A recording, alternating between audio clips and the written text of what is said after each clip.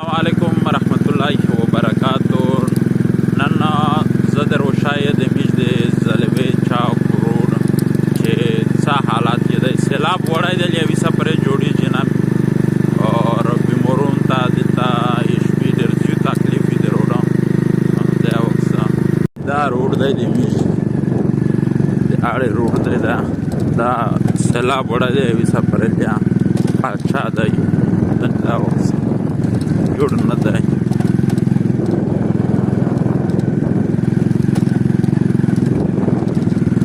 دا رالشکي زوی دی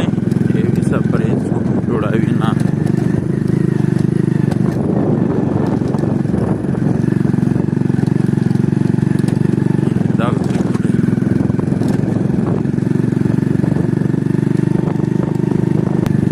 دا بله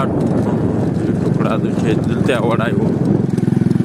دا سرکاري مځکه ده دا دولت صدور دا سرکاري مځکه دا روډ وکسه دا ډېر متعدد څانګې نه ټول دې کې وړی دي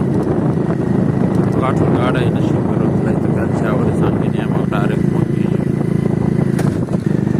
دا وکسه دا د رمیج د روډه حالات دی دا بیمور وشي جسر وشي بیا